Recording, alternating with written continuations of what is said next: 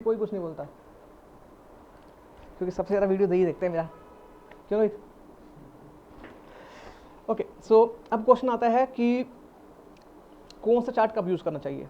तो ऐसा कोई स्पेसिफिक रूल नहीं है कि आपको कॉलम ही यूज़ करना है, लाइन यूज़ करना है।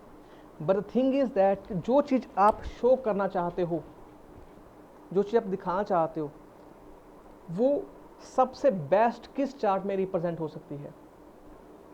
जैसे मैं एग्जांपल देता हूँ आपको। 50 ओवर का मैच था, 50 ओवर के पास मेरे पास हर एक में डेटा था। अब अगर उसको मैं कॉलम्स में रिप्रेजेंट करता, अभी आपको क्या देखते हो, लाइन होती है सिर्फ, ठीक है। बट उसमें अगर मैं पिलर्स बनाता तो कोई पिलर ऊपर जाता, नीचे जाता, कोई, तो आपको फिर उतना अच्छा व्यू नहीं मिल पाना था, ठीक है। अब यहाँ देखिए, मान लीजिए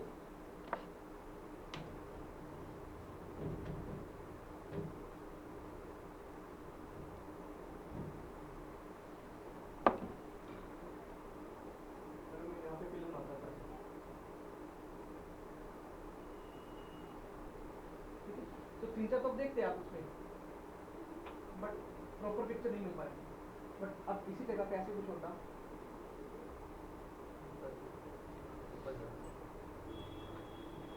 ये ज़्यादा विजिबल लगता है, ठीक है। अब लेट्स सपोज मैं दो में कंपैरिजन कर रहा था। अब ये कॉलम है, इसका कंपैरिजन से, इसका कंपैरिजन से, इसका कंपैरिजन से, सो बट अगेन इसके अंदर ऐसे होता, इसमें ज़्यादा इजीली कर सकता हूँ, बट मेरी वैल्यूज कम होती, सिर्फ मुझे 3 या 4 वैल्यूज होते हैं, या 2-3 वैल्यू होती है।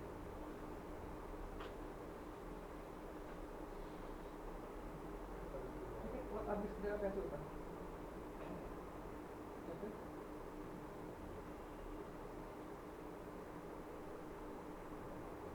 उतना अच्छा पिक्चर नहीं दे रहा, ये मुझे ज़्यादा अच्छा दे रहा है, ठीक है।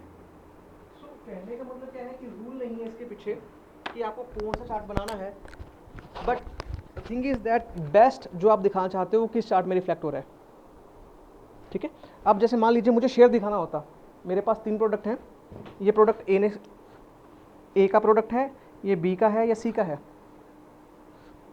70 में आई वुड से कि 60% मेरा, चलिए 40% यहाँ से आ रहा है, 45% मेरे पास यहाँ से रेवेन्यू जनरेट हो रहा है, और जो भी 15 बच गया वो यहाँ से जनरेट हो रहा है, ठीक है। सो इसके लिए मैं उसको ऐसे दिखाता, मैं उसको ऐसे दिखा सकता हूँ, ये 45% है, ये 45% है, ये 15% है। तो मुझे लगता है कि ये ज़्यादा बेस्ट है as compared to this one, ठीक है। सो अगेन क्वेश्चन कहने का मतलब वही कि आपको देखना है कि बेस्ट किस में प्रेजेंट हो सकता है।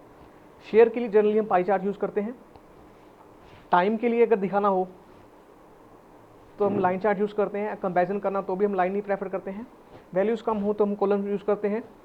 एक होता है बार, हमारे पास बार और कॉलम में फ़र्क क्या है, उसके पिलर ऐसे होते हैं,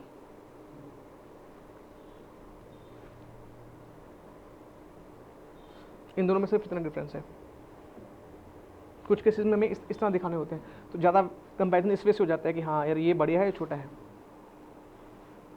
सो उस केस में हम बार यूज़ करते हैं। इसके अलावा हमारे पास जो चार्ट होते हैं वो होते हैं स्टैक चार्ट होता है एक। स्टैक चार्ट आइडिया क्या होता है, अब जैसे स्टैक चार्ट क्या होता है, जैसे मान लीजिए मैंने टोटल केस करे 100 में से मैंने 100 केस करे, आपने 50 केस करे, इसने 40 केस करे। ये मेरा है, ये बी बंदे का है, ये सी बंदे का है। अगर मैं उसको कॉलम में दिखाऊंगा तो मैं इसको ऐसे दिखाना पड़ेगा मुझे, ये कंप्लीट है, ये फॉरवर्ड है, ये पेंडिंग है, ये फिर मे बी कैंसल्ड है, ठीक है तो एक ही बंदे के, ठीक है। तो स्टैक क्या होता है, एक के ऊपर एक रखना। सो मैं क्या करूँगा उसको, अगर मुझे लगता है कि इस ये मुझे समझने में वो है,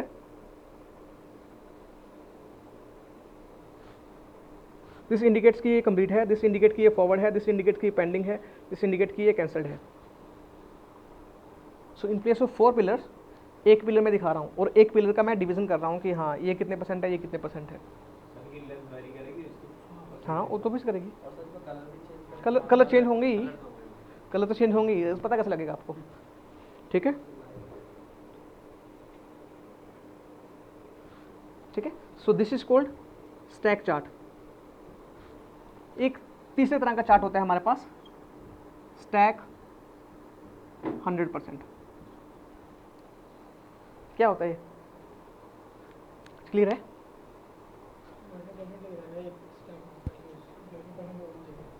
देखो, जब मुझे कंपैरिजन करना हो कि ए बंदे का बी बंदे से सी से, अब यहाँ से मुझे क्लियर हो रहा है कि ये कंप्लीटेड इसका था इतना था, इस बंदे का कंप्लीट इतना है, तो यानी कि इसका कंप्लीट कम है, इसका कंप्लीट ज़्यादा है, ठीक है।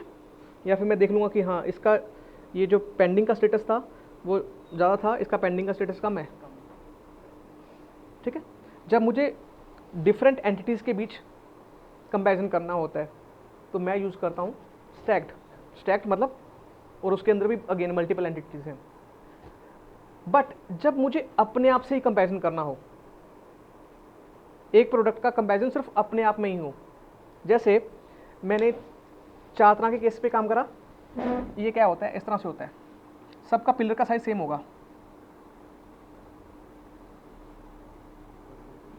ठीक है।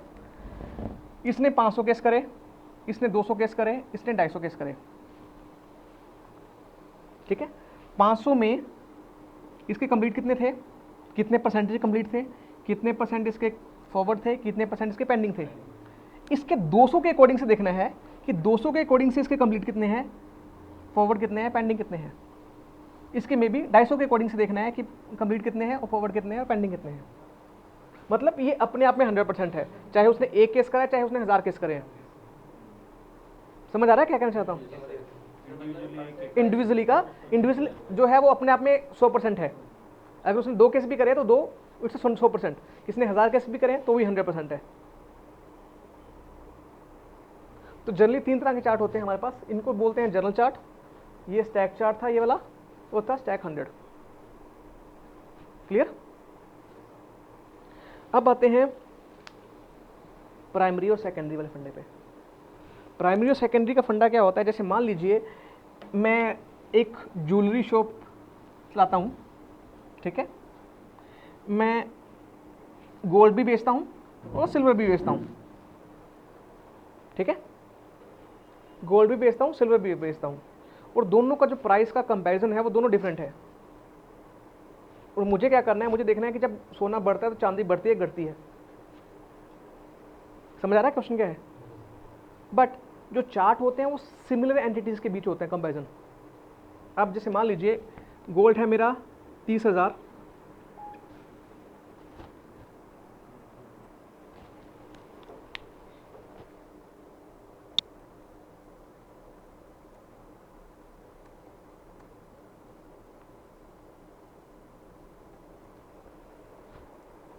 ठीक है।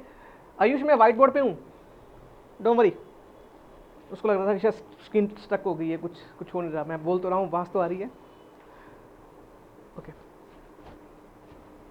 अब लेट्स सपोज मेरे पास जो गोल्ड का प्राइस है वो 30,000 है, कभी 28,000 हो जाता है, कभी ये 25 हो जाता है, कभी 27 हो जाता है, कभी 32 हो जाता है। मतलब 26-27 से लेके 31-32 के बीच वरी करता है। बट जो सिल्वर का प्राइस है लेट्स सपोज वो 150 से लेके 300 रुपये के बीच वरी करता है। बट मुझे देखना है कि जब गोल्ड बढ़ रहा है तो सिल्वर कितना बढ़ा, और जब सिल्वर कम हुआ तो गोल्ड कितना बढ़ा। अगर मैं दोनों को सेम पैमाने पे मापूं तो हमेशा क्या होगा, ये गोल्ड का पिलर होगा और ये सिल्वर का पिलर होगा, ये गोल्ड का पिलर होगा, ये सिल्वर का पिलर होगा, ठीक है। कई बार होगा सिल्वर आपको दिखेगा भी नहीं या बहुत कम दिख रहा है, तो यहाँ से आप कंपेरिजन कैसे कर लोगे कि गोल्ड कितना बड़ा, सिल्वर उसके अकॉर्डिंग कितना बड़ा, ठीक है। तो मैं क्या करूँगा, इन दोनों का पैमाना अलग कर दूंगा, मेजरमेंट अलग करूंगा। मैं इसको बोलूँगा कि जो गोल्ड है इसको मेजर करे 25,000 से लेके 35,000 के ऊपर, और जो सिल्वर करे वो करे 150 से लेके 300 के बीच। समझ आ गया क्या कहना चाहता हूँ? क्योंकि दोनों का डिफरेंट है ना पैरामीटर। पहले मैं बना के दिखाता हूँ, फिर समझाता हूँ कैसे होगा।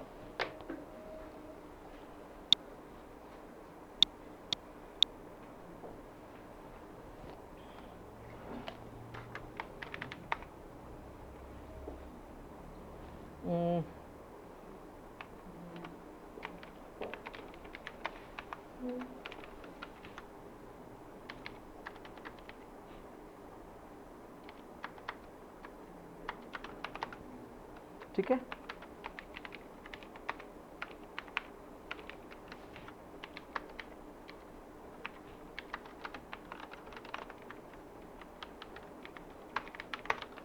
ठीक है, यहाँ पे कुछ हम ले लेते हैं, मंथ्स ले लेते हैं कि जनवरी कितना था, फरवरी में कितना था।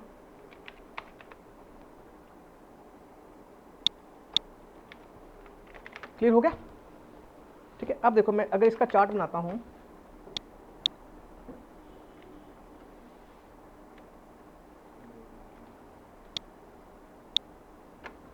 डिफरेंस समझ आ गया आपको? बट यहाँ से तो मुझे क्लियर नहीं हो रहा। अगर मैं इसको लाइन में भी कन्वर्ट कर दूँ, एक लाइन बिल्कुल ऊपर जा रही है, एक बिल्कुल नीचे जा रही है, तो यहाँ से तो मुझे आइडिया भी नहीं हो पा रहा कि सिल्वर कितना बढ़ रहा है कितना घट रहा है, क्योंकि इसकी वैल्यू बहुत छोटी है। ठीक है, सो हम क्या करेंगे, इस सिल्वर को पकड़ेंगे, पकड़ गया, right click, format data series, और हम इसको क्या कर देंगे, put it in secondary series. अब सेकेंडरी में जाओगे तो देखो ये 0 से लेके 350 तक हो गया अपने आप। ठीक है, अगेन मैं इसको चेंज कर देता हूँ, मे भी लाइन में, इसको भी लाइन में करना चाहता हूँ तो इसको भी लाइन में कर दो। सो यहाँ से आपको आइडिया हो रहा है कि जब जनवरी मंथ में गोल्ड का प्राइस नीचे था, सिल्वर बड़ा था, फरवरी में अगेन ये था, मार्च के केस में उल्टा हो गया था, गोल्ड बढ़ गया था, सिल्वर कम हो गया था, and so on so fourth. तो जो अब लास्ट मंथ है इसमें क्या है, सिल्वर का प्राइस कम है, गोल्ड का प्राइस ज़्यादा है। समझ आया? नहीं आप चार्ट नहीं, ये जो आपने बताया एनालिसिस करके कि मतलब ये बड़ा घटे तो ये कैसे? अब ये देखो, पहले ये जो ब्लू लाइन है वो गोल्ड की है। गोल्ड पहले था 26,000 रुपये का, उस टाइम जो आपका सिल्वर था वो 300 रुपये था, तो गोल्ड का प्राइस कम था जो आज के प्राइस के अकॉर्डिंग से। ठीक है, और सिल्वर का प्राइस ज़्यादा था, 300 रुपये था, बिल्कुल पीक पे था, क्योंकि 300 से ऊपर कभी नहीं गया वो। बट अगले ही महीने जो सिल्वर का प्राइस कितना रह गया, 239 रुपये रह गया। तो मतलब एक ही महीने इतना टूट गया वो। सेम वे गोल्ड भी टूटा, गोल्ड की वैल्यू भी कम हुई। पहले वो अगेन 26,000 पे था, 26,895 पे था, वो 26,300 कुछ पे आ गया, तो गोल्ड भी टूट गया। तो दोनों में सेम हो रहा। बट नेक्स्ट मंथ में गोल्ड बढ़ गया, बट सिल्वर फिर कम रह गया। समझ आया? तो अब ये क्या था, दो डिफरेंट एंटिटीज थी, दोनों का डिफरेंट पैमाना था, बट यस कंपेयर तो मुझे करना था, तो उसके लिए हम यूज़ करते हैं सेकेंडरी एक्सिस। जैसे मैं बोलूँ कि अगर प्राइस बढ़ गया पेट्रोल का, तो उसका ट्रांसपोर्टेशन पे क्या फ़र्क पड़ा। सो पहले ट्रांसपोर्टेशन था, मैं उनका जो मेजरमेंट था वो लेट्स सपोज मिलियंस में था, और अगेन जो पेट्रोल का है वो लेट्स सपोज हंड्रेड्स में है, करोड़ में है, तो एक वैल्यू बहुत बढ़ेगी, एक वैल्यू बहुत कम रहेगी। बट यस, तो मुझे चार्ट का मतलब क्या होता है, दोनों को सेम लेवल पे लेके आना। ठीक है, तो सेम लेवल पे लाने के लिए उसको सेकेंडरी। जहाँ ब्रेक हुआ है तो हम वहाँ वैल्यू पुट कर सकते हैं। कहाँ पे? जैसे आप डाउन हुआ है, हाँ तो कर लो ना उसको, लीग मैं बताया था आपको, यहाँ पे जाओ, लेआउट में जाओ, लेबल्स डाल दो।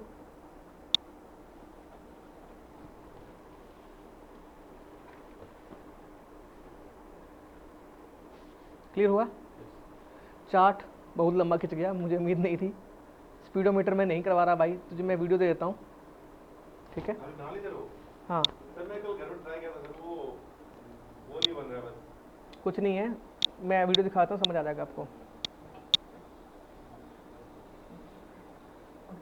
मैं इसको बात बंद कर देता हूँ, बता देता हूँ क्या कुछ है इसमें। ठीक है, देखो जो आपका चार्ट होता है, पाई चार्ट होता है, जो जिन्होंने आज पाई चार्ट समझा है उनको शायद उतनी जल्दी समझ नहीं आएगा, क्योंकि हमारे पास चार्ट बनाया नहीं है, इसको बनाना पड़ेगा। ठीक है, तो इसमें क्या होता है बेसिकली, जो ये चार्ट है this is called speedometer chart, but इसमें क्या है, ये आधा चंद्रमा है। आधा चंद्रमा के लिए कोई हमारे पास वो नहीं है, बट हमारे पास पूरे के लिए होता है, which is called donut chart. ठीक है, तो हम क्या करेंगे, उसको 200% में बनाएंगे। 100% में हमारी जो वैल्यूज़ हैं वो रहेंगी और 100% रहेगा वो खाली रहेगा। मैं दिखाता हूँ। जैसे मान लीजिए ये 15 क्या है, रेड कितना एरिया मुझे करना है, येलो कितना करना है 45% और ग्रीन कितना करना है 40%। तो इन तीनों का जोड़ करोगे तो 100 आ जाएगा। तो ये 100 प्लस ये 100 200 हो गया। तो यानी कि 100 आधा और 100 नीचे का आधा। यहाँ तक क्लियर हुआ?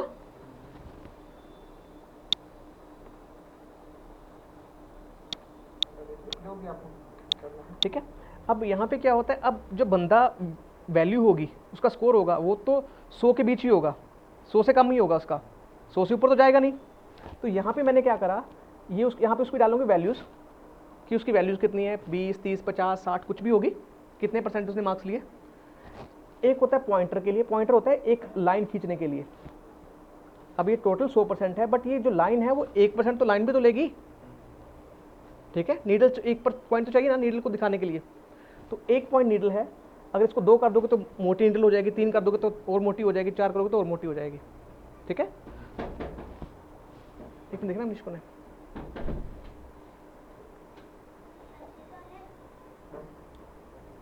बेटा उधर होएगी अंदर।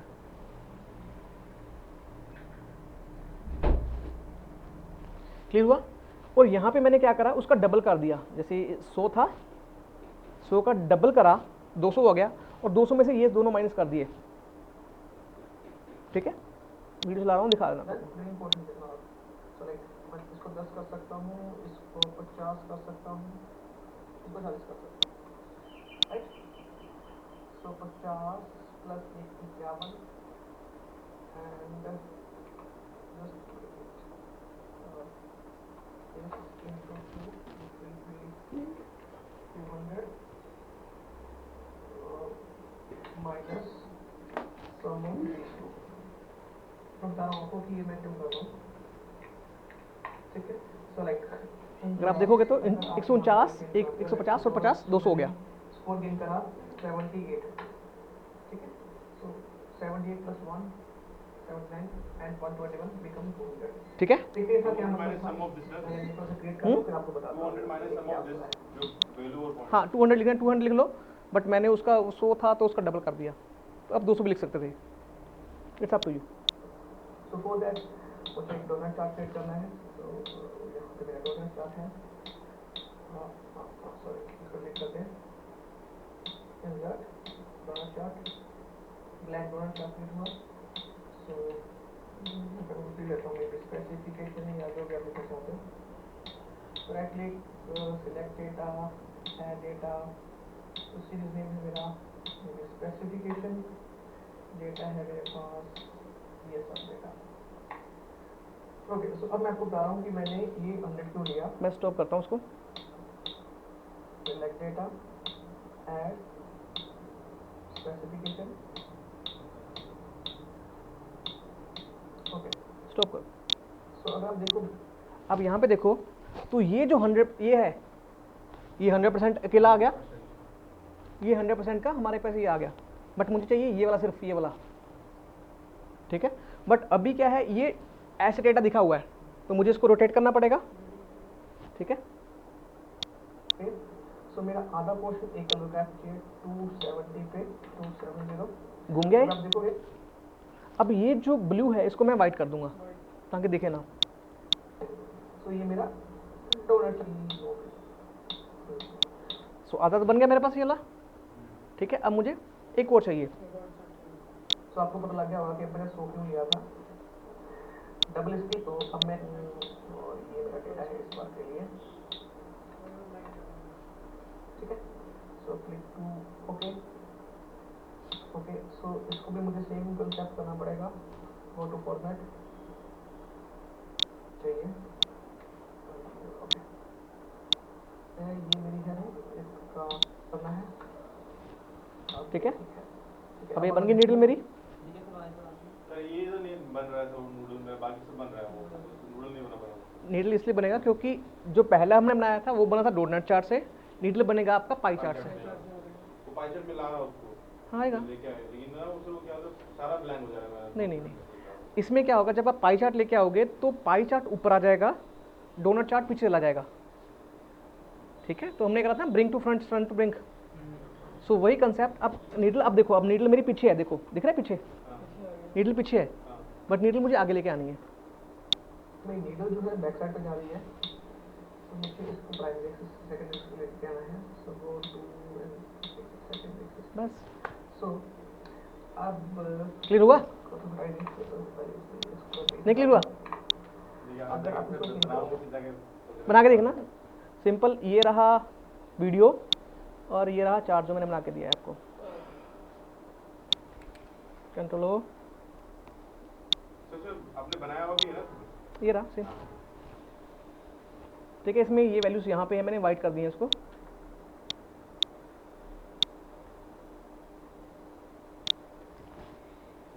ठीक है, सेम उसका वीडियो है, स्टेप बाय स्टेप फॉलो करते रहना, हो जाएगा। यूज़ कुछ नहीं है, सिंपल चोचले हैं एक तरह से, आई वुड से, क्योंकि कई बार चीज़ें क्या होती हैं, हमें अट्रैक्टिव बनानी होती हैं। अट्रैक्टिव वो चीज़ें तो वही दिखती हैं उसके अंदर, बट हम थोड़ा सा डिफरेंट वे से दिखाते हैं, तो थोड़ा सा लगता है लोगों को यार ये तो बहुत कुछ हो गया। अब जैसे मान लीजिए मेरे पास इस महीने मेरा जो क्वालिटी का जो टारगेट था वो था 95%, या फिर मैंने जो अचीव करी 95 पे करी। ठीक है, तो मैंने क्या करा, 95 वाले एरिया तक के लिए मैंने रेड कर दिया, 95 से 97 के लिए मैंने रेड कर दिया, सॉरी 97 तक के लिए मैंने येलो कर दिया, और 97 से अबव मैंने ग्रीन कर दिया। तो मुझे ये देखना है कि मैं रेड जोन में हूँ या फिर येलो जोन में हूँ या फिर ग्रीन जोन में हूँ। सो यहाँ पे क्या करेगा बंदा, कोई भी अपनी क्वालिटी का स्कोर एंटर करेगा, जैसे लेट्स सपोज उसने बोला 95, 98, तो ऑटोमेटिकली मेरी उस पर चले गया जो नीडल है। अब किसी ने करा 15%, ऐसे चला गया, मे बी 48%, जो भी चला गया। तो यहाँ पे मैं अंडरस्टैंड कर सकता हूँ कि ये अच्छे वाले जोन में है या बुरे वाले जोन में है। ठीक है, सिंपल। वो सिंपल कुछ लोग कंडीशनल फॉर्मेटिंग से कर लेते हैं, कुछ लोग सिंपल चार्ट से कर लेते हैं, बट स्पीडोमीटर भी एक वे बन सकता है अगर आपको लगता है कि कुछ थोड़ा सा डिफरेंट दिखाना है तो। ठीक है, तो ये मैं आज की उसमें डाल देता हूँ, आपको बना के देख लेना, नहीं कुछ दिक्कत होगी तो मैं बना दूंगा।